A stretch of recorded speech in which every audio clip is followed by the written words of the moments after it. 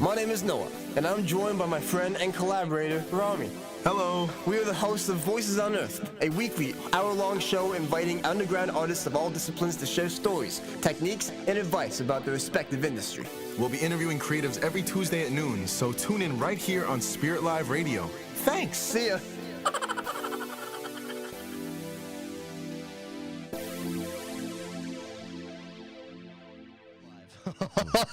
That was a good one. Yeah, wasn't it? It's a good joke. Yeah, right? Welcome back. I'm working on it, yeah. Yeah, we're done with the joke. We're Sorry. moving forward, man. Welcome back, guys, to Voices Unearthed. Hey, how's it going? My name is Noah, as I'm usual. good. How are you? I'm good. I'm good, man. How are you? I'm good. How are you? I'm great, man. How are you? I'm good. Yeah, that's Romy over there, in case you didn't know him. And I'm Noah, and we are the hosts of Voices Unearthed, where we dive into the industry underground of different creatives, actors, directors, dancers, musicians, etc. Whatever you want to know, we got you right here on Voices Unearthed. Before we get into it, we gotta say two things. One, get the memo ready, buddy. This is my favorite part about the episode. Number one, we gotta stay with a quick trigger warning. I think the only thing that happens around here is coarse language. And the second thing, Rami, if you would please take it away. Here we go. I love it. I love it. The opinions expressed in Voices Unearthed are individual and are not necessarily representative of Spirit Live or Toronto Metropolitan University. Thank you for listening.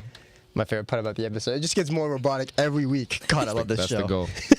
Anyways, let's move on to the actual content of today. Guys, you won't believe it. We have a guest. We faked you out last week, but we have a guest this week. And before we introduce her, she is hailing all the way for it. from Oakville, Ontario. Yeah. Originally an Egyptian student here at Media Production. She's in her 4th year, and she's here sitting down to talk to us about her artistic endeavors, particularly her short film, which is going to be making waves very soon. Osbor is coming out very soon. Here we have Donna Rocca. Let's go. Hey guys, thank you so much for having me. Of course. Thank you so much for coming. Really, it's our pleasure to have you on, and thank you again for taking it up on such short notice.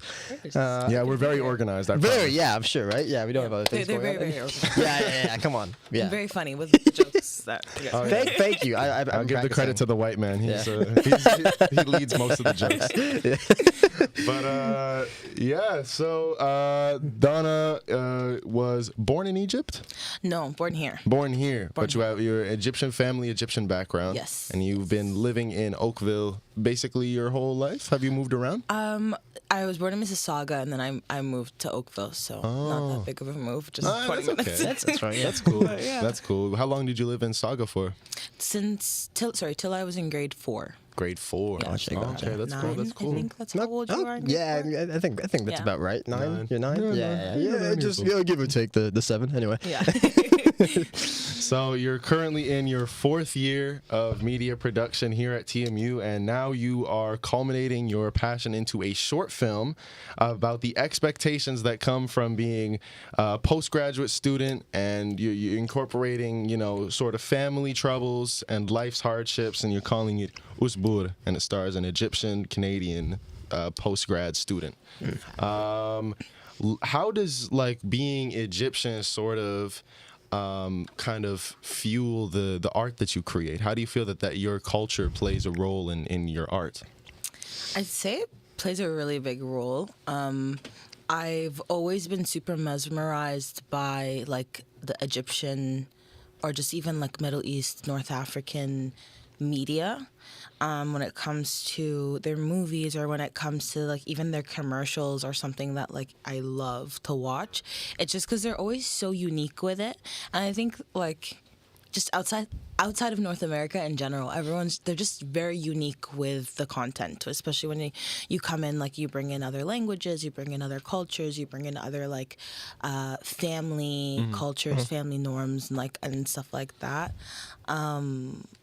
But yeah, no, I'd say it was always something that really just I love to kind of mesh everything together, like mesh the norms here, meshed with the North African and North American, and just see what we can get, like introduce new things to people here, introduce new things to people there. And me being someone who was born here, but still I'd say have a really close like relationship with my roots, and I just want to try to bring new things and try to like elevate new things, if that makes sense. Yeah, that makes sense. Perfect. Bringing different avenues of your identity Exactly. together to sort of embrace all these different cultural backgrounds, and, you know, kind of shine a light on certain aspects of culture that maybe people here don't know about, pretty much. Yeah. Yeah. I think that's really impactful. We don't have enough of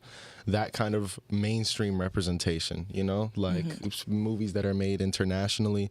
You know, there's like a special place for it. You know, it's premiered at the film festivals and stuff. But other than that, we are not really, that's not really marketed to us over here. Movies that do show other cultures and highlight, you know, especially black and brown cultures. So I think it's really great that, you know, that's what you're bringing to the kind of Canadian film scene.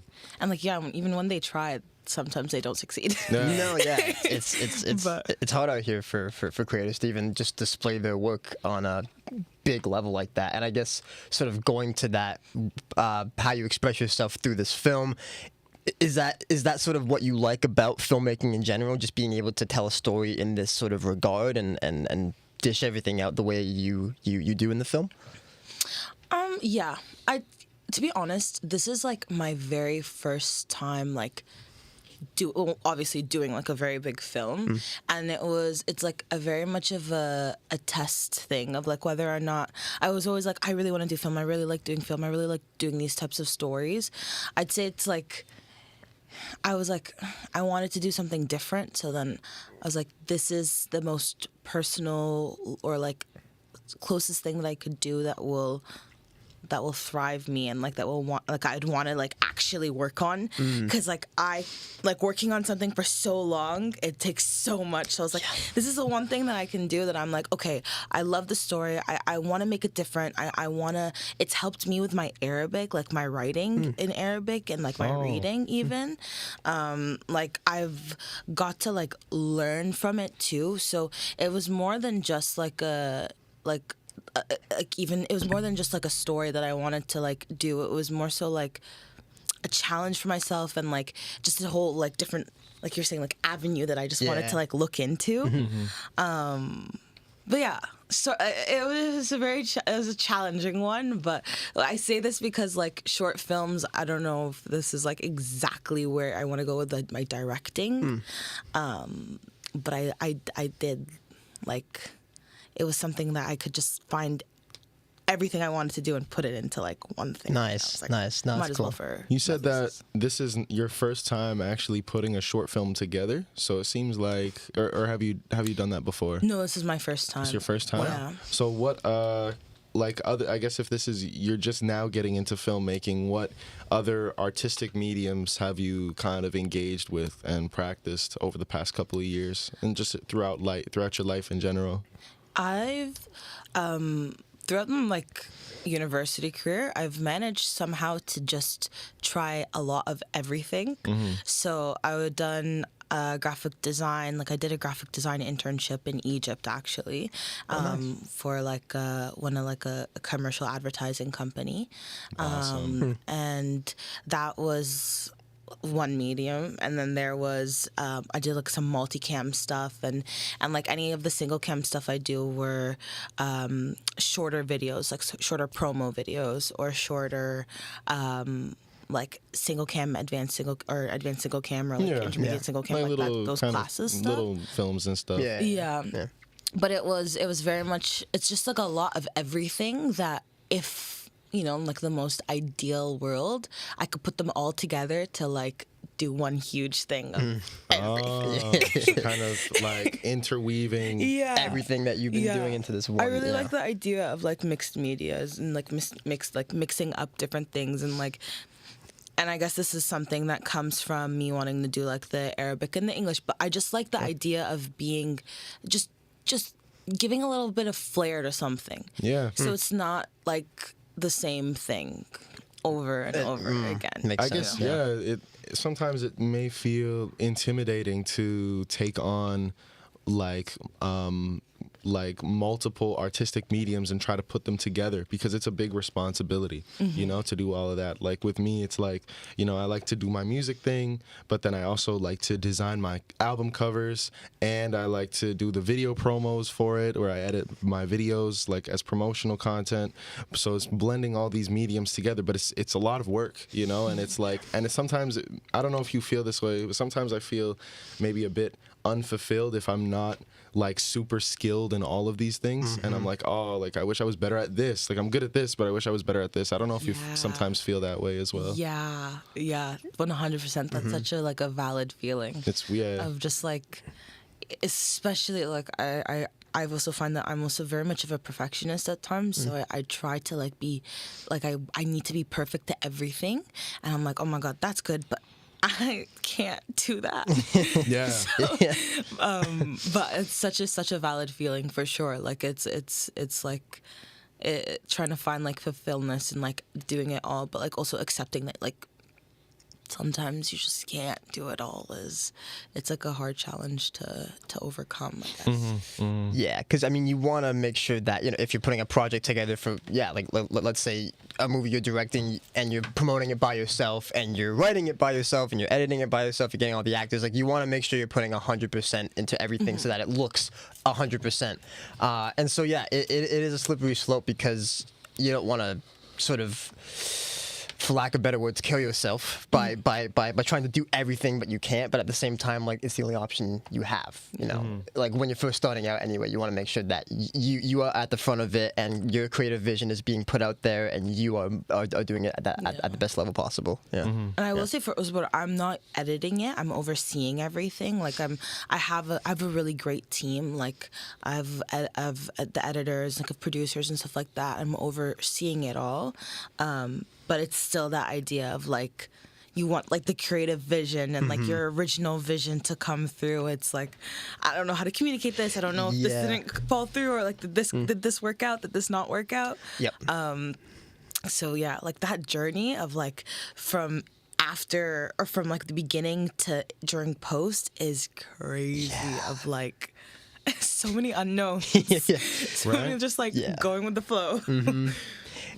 Yeah, I mean, because like the project really is made in the post-production phase. Like you can get all the shots you want and everything, but like editing is what makes the film the film. Yeah. You know, it doesn't look like how you want it to look until it's done, finito, and it's out of the post-production I would process. argue that the production stage is probably, I mean, well, obviously, like, you need to produce it to make a For film. sure, but, yeah, like, yeah. I think that even just being super strategic in how you make the film in the moment is also really important. Like, with That's the like camera angles, like, there's not, like, you can do a lot with editing, but you cannot do a lot with the picture that you have. Oh, for you're yeah, given yeah, with yeah, the yeah. with the camera itself, Yeah. right? So you have to be really careful when you're actually putting it together. I learned that the hard way. I thought, like, oh, I'll just fix it in post, but you just sometimes you can't, you know, because it's literally about how you shot it, you know, that makes that impacts the film. Yeah, no, yeah. I think like that is true in that sense. But I mean, I guess sort of what I'll ask you actually is did you go into it like with the sort of like,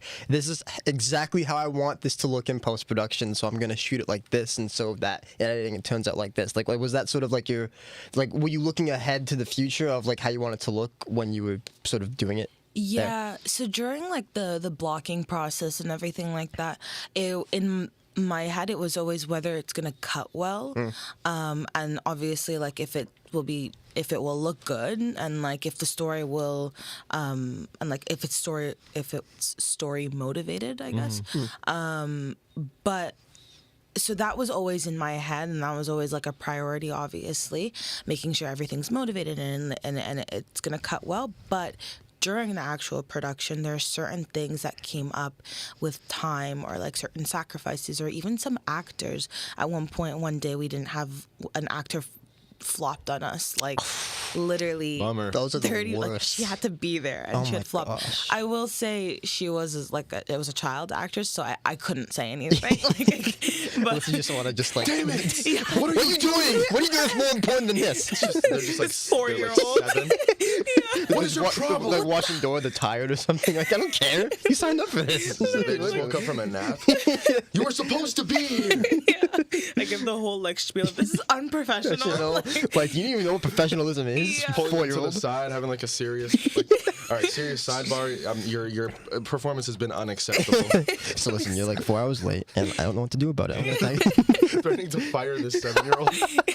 Anyways, we're It was veering off gonna, course here. come to that.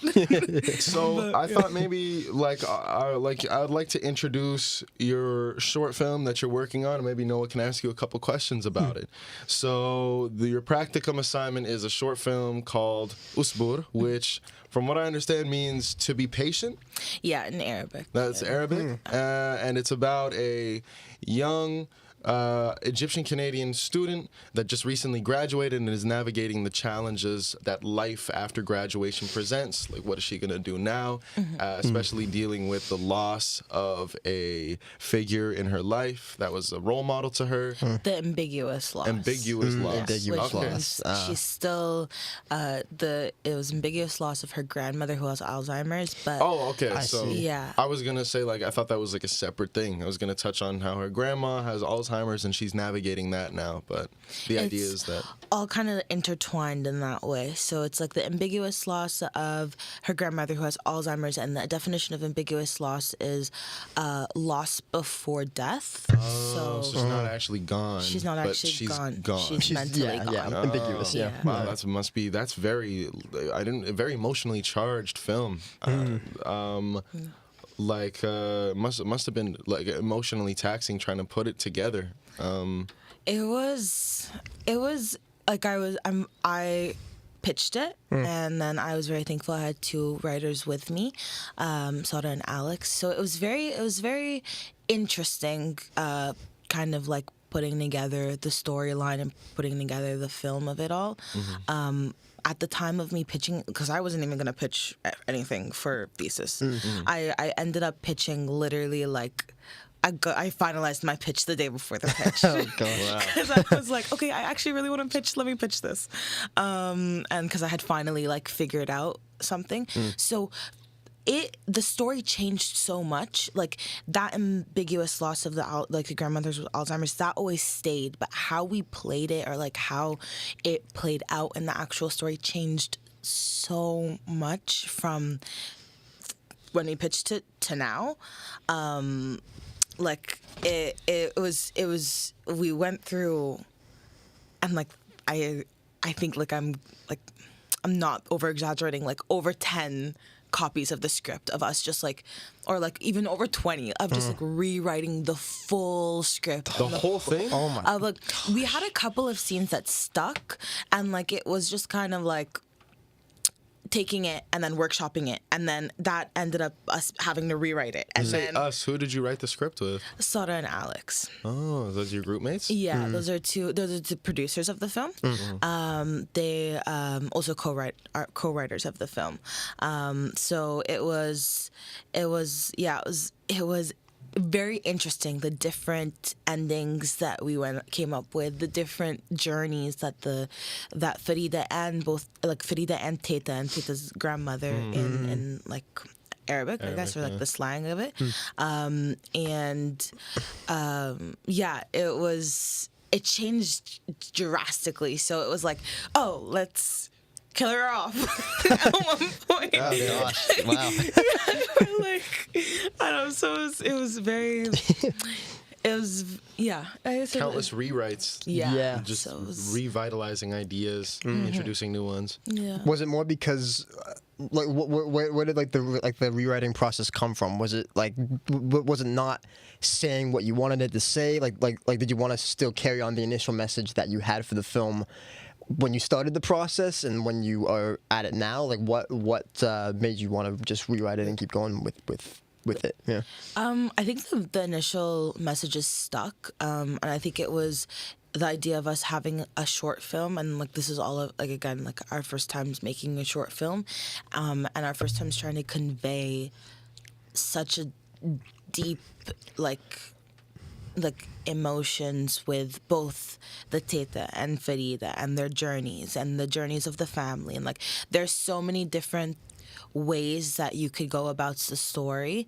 So it was just us trying to get it to be a short film, because like our original script was like over 30 pages. So it was like, how long did it end up being? Like, can you narrow it down to? It was 17 pages now. Okay. But like there's just like it ended up being like around 15 minutes. Okay. Yeah. Like, currently, at least with like the rough cuts that we have. But yeah, it was we always managed to stick with the initial meaning or like the initial messages. And I think with our rewrites, it only got us better. Like it only made us really like niche on or focus on that one message, or else it just would have been way too like confused. Like we could have done a feature out of it. But yeah, and also that lack of development that we had initially had from like as our pitching, because like the pitch was like super before. fast, So it almost helped. Like it was almost like let's like relook at it, redevelop it with the same idea. Like I just really wanted to do something both Arabic and English, and with the ambiguous loss, because I think we could do a lot with it. And Alzheimer's itself, it's something that like I personally had my grandpa who had Alzheimer's, so I think it's something that a lot of people can relate to, and it's something that we can get a lot of emotion, like a lot of story out of. So yeah, but yeah, I would say. Nice. And then sort of that process, how was casting? How was like finding the people who you wanted to play these roles? Casting was crazy. Really? Casting was the hard, like such a hard part for us. Like it was because we're looking for like the nichest roles ever. We're looking for an Egyptian grandmother who is an actress who's in Canada, who is willing to come to Oakville, who's willing to do these set days for us, who's because we shot in Oakville, and then who like is interested in like acting at all or being on camera. That's one. Farida, who was our main character, that, thank goodness, it was very easy. Like it was an easier process. We had a couple of friends who posted Instagram casting calls and stuff like that, and she ended up coming. She ended up auditioning, and she's amazing. She's an amazing actress. Her name's Yomna. And so that was kind of like, okay, at least we have a Farida. Like at least we have a main character. I'm good. And then we couldn't find the Teta, and we couldn't find a Samia, which was the mother, which is the same type of thing. It was like, okay, a mother who's Egyptian. His name is Samia? Samia, yeah. It's my Tita's name. No way! Yeah. Oh, dang. Oh my Isn't that crazy? God, Wow. that's crazy. It's a small world. That's such a small world. Wow. Well, she is now in the movie. That's the mother's name in the movie. Yeah. But yeah, so that one was really hard. What we ended up doing, we had a casting director who tried to look at Facebook groups, who tried to look at different, like, those casting call websites and stuff like that. There was really no luck, to be honest. It was just very difficult to find that. So we ended up actually casting my grandma. Oh, that's awesome. And one of my family friends, like my mom's friend, who just was interested as well. So yeah, it was interesting. Like my grandma's not. She doesn't know how a movie's made, or like she's never acted before. Right. So I'm like, please, can you just, like, it was like 2 days before we're filming. I'm like, I really need a teta, please. She's like عشان خاطرك بس, which is like only for you, I'd do it. Like, oh, sweet. So I was like, okay, thank you so much. So, and like shout out to my sister who helped so much too, like to be with my grandmother during the whole set days, and like literally in the other room, like helping her memorize and getting her comfortable on set and stuff like that. Even my sister's not like in like film as well, like she's not, so like she's also trying to get comfortable on set and like helping my grandmother. That's nice. Shout out to her. Shout out. But yeah, it was a very interesting casting process, but it worked out, I think. That's good. Yeah. That can be what splits the hairs there. You want to make sure that you get the right person to portray the vision that you had in your head. And it like same can be said for everything, because you want to make, again, it comes down to like you want to make sure everything is perfect, especially when you're a perfectionist. You want to make sure that this is like exactly what you want. You want everything down to a certain like what you had in your head. And we even had people that were like not Egyptian that wanted to. Oh my gosh. Like we actually had a teta who was, I think, Lebanese, who was interested, and I'm like, I would love to, but it was like that challenge of like, oh, Lebanese, there's a different dialect, and if I really want to keep this as authentically Egyptian as possible, I'm gonna stick with an Egyptian. So I had to say no to that, and I was like, that was our only one. But I mean, you got what you needed. You did, and yeah. I think that waiting out on it was probably a good move. You know, even if it took a little bit of while. You said that you had like your grandma and your sister were just getting comfortable on set. What else was going on behind the scenes? How was it? Like, did it run smoothly? Like, kind of like in between shoot days and shooting scenes, and like, you know, the crew being comfortable. Like, what was it like behind the scenes on your movie? It was behind the scenes, and like behind, like as in like me and the producers, kind of. There was a lot of bumps in the road. Like as to be super transparent, there was a lot of bumps in the road in making the film. But I think like at one point we didn't have permits. You need those. Yeah, like the weekend before we needed to film at a park, the permits fell through. And I forget. I might be stupid. Is fell through a good thing or a bad thing? I think it's about. Oh wait, actually, I never know how. Yeah, I know. Is it bad? You're right. It's Actually, like an ambiguous language. It is. Yeah. Fell through. Could be like, oh, like it's happening, Like or the deal fell through. it's just not happening. Yeah, one of the two. What does it mean? Did they happen, or did they? They literally fell.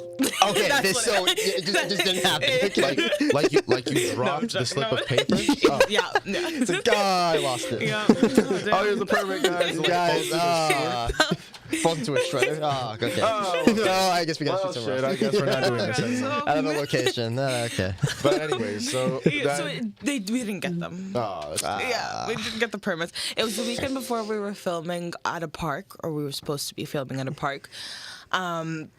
So that was where like me and Sora and Alex, who are the producers, needed to just figure out what to do, because we needed, like, it was our last filming week. We needed to film.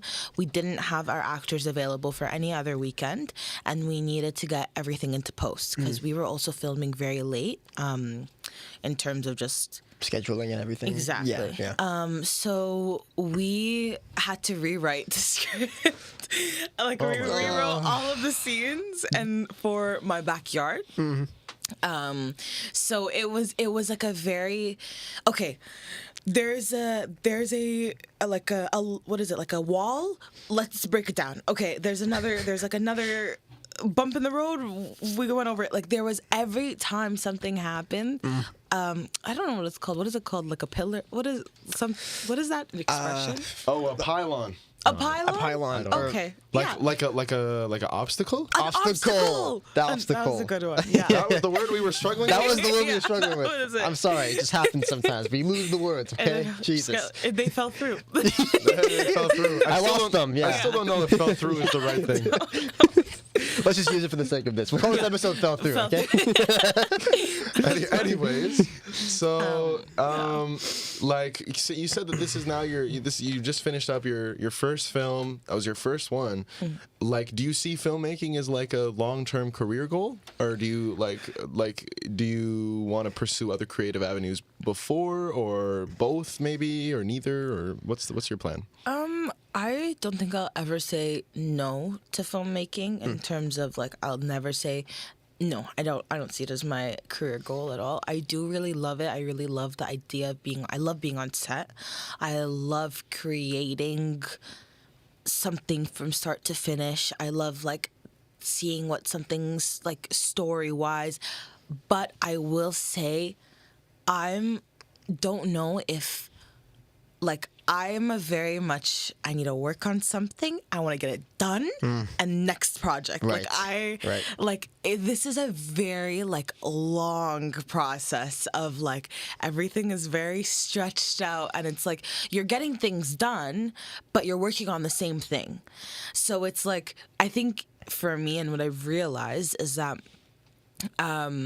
I really thrive under pressure. Like, I really thrive, like, there's my deadline. I need to get stuff done.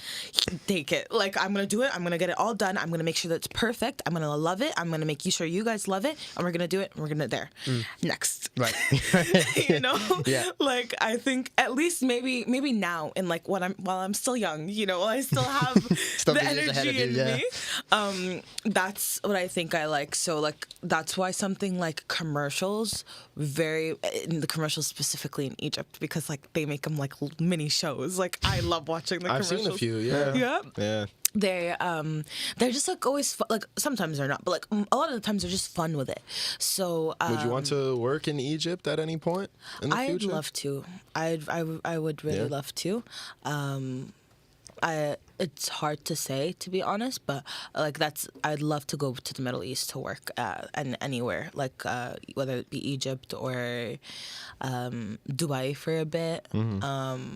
But I would really love to go and explore that, like the MENA like industry there.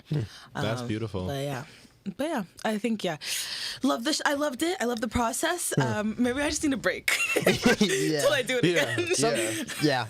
Sometimes, you know, you can't work when, you know, there's so much going on and you just are not in the right headspace to do something. And so, you know, when you find out that you need a break, it's like such a like everything's done, everything's off your shoulders, and then you can just breathe for a bit. But I will say, because you thrive off of pressure and doing things like big projects like this, how do you find yourself in the downtime, if that makes sense? Like the gap between the two projects where it's just like, okay, what now? How do you deal with that?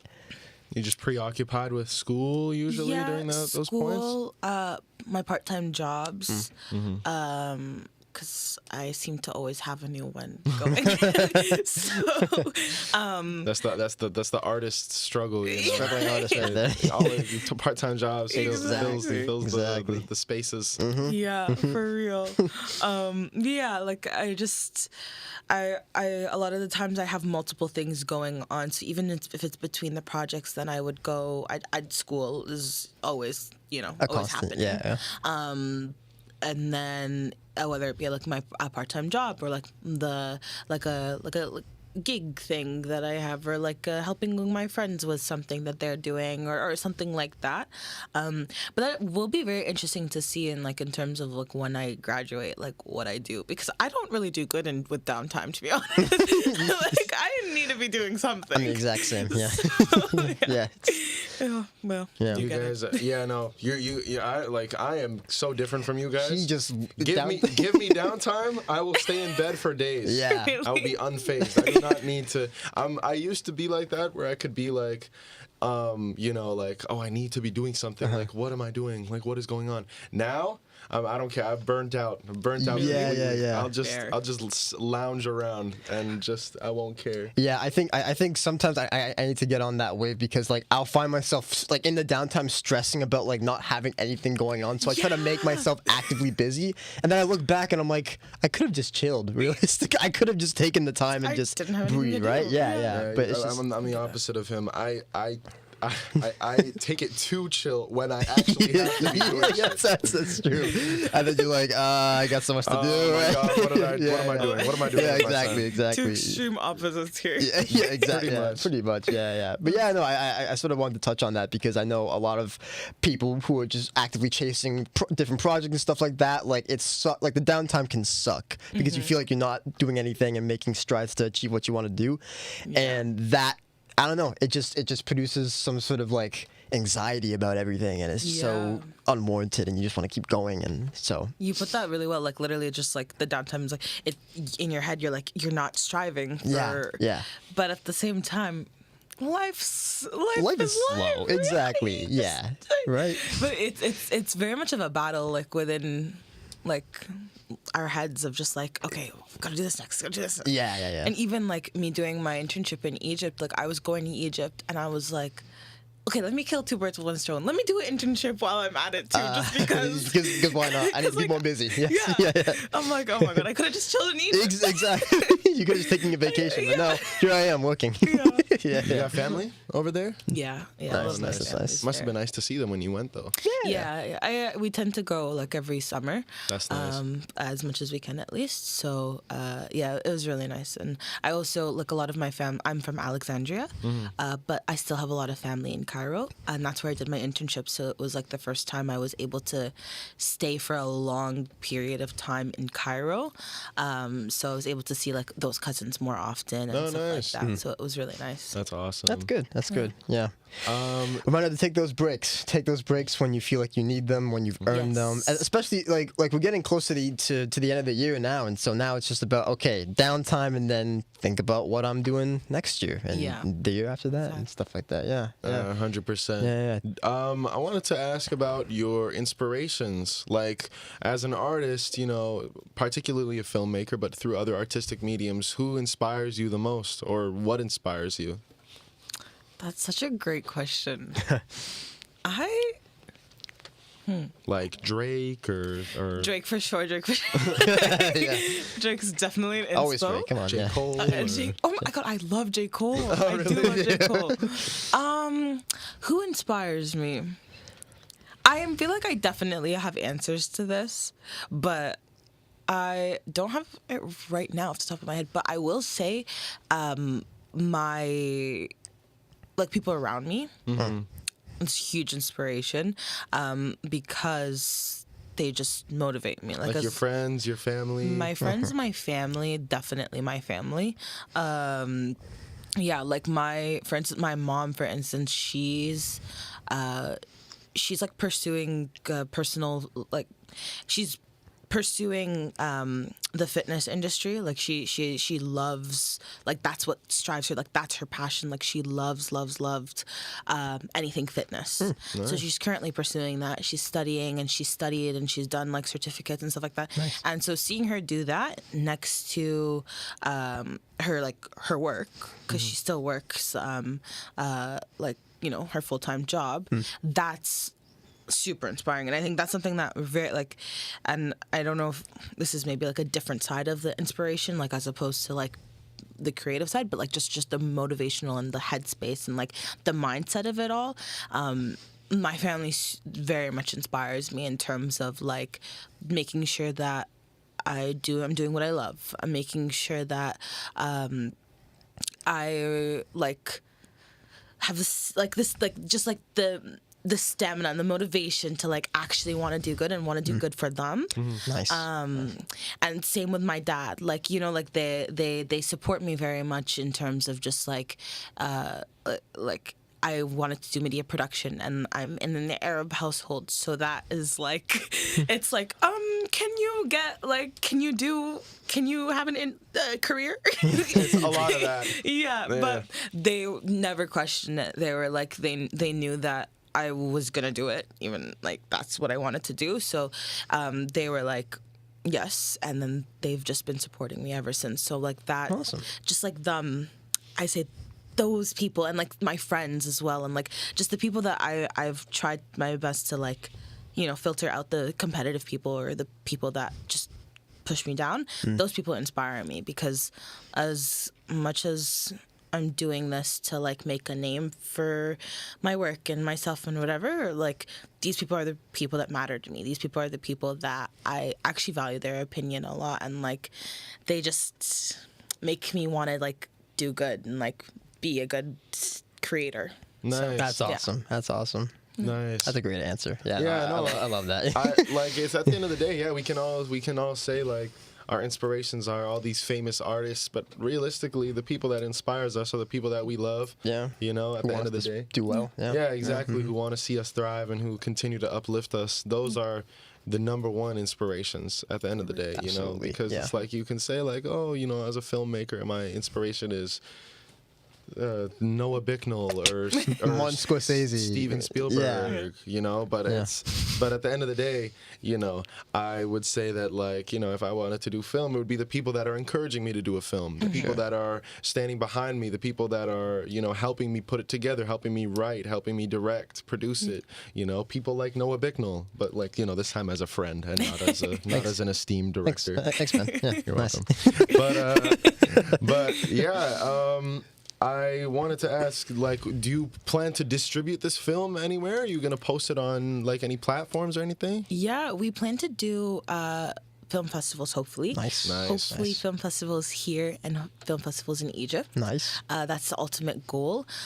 So in terms of, like, distribution and, like, where it ends up, that's something we have to figure out just after the film festivals, because some film festivals want to be the first to, like, they want them to be the first to have it premiered at. Yeah. Gotcha. Yeah, they're like...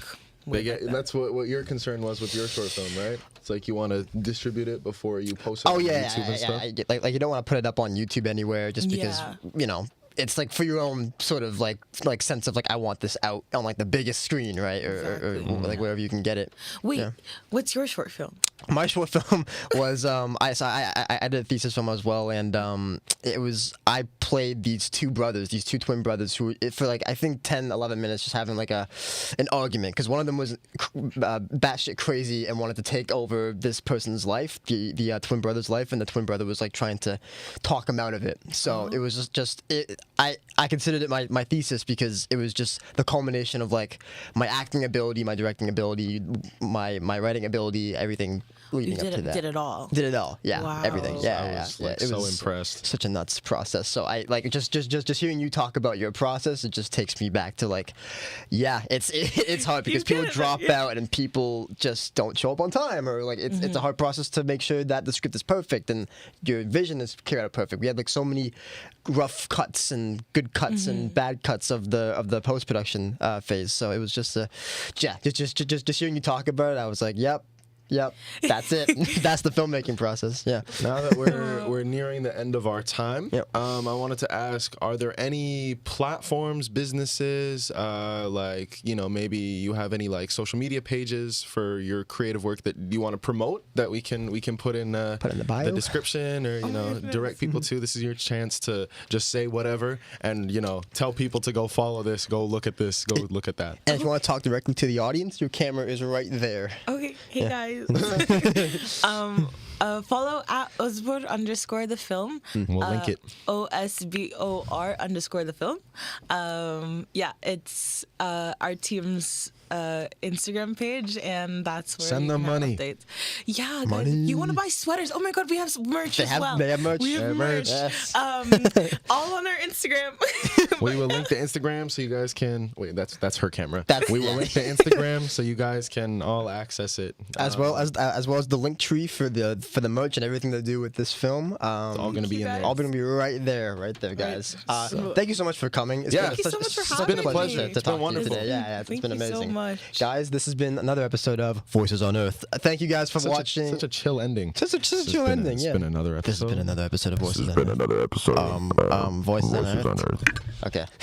Anyways, Thank you guys so much for watching. We're gonna have a sort of a regular upload schedule from now on because we don't have this studio space. yeah, going forward. the schedule's going to change. It's not going to be Tuesdays at noon anymore, but we will. It'll be- you'll see the episodes when you see the episodes. It'll be Muse days or I don't know what that means. It's Monday and Tuesday put together. I don't know what I'm That's trying to a do really there. bad Guys, joke. so sorry about Wow. that. Thank you for watching another Thank you for watching another episode of Voices on Earth. As Thank you to always. Donna for Thank coming you to Donna in. for coming in. Thank you so much. for having me. Yes. Thank Go watch you. Osbor when it comes out. Yes, please do. And we'll see you Thank you. guys soon, On the somewhere. next one.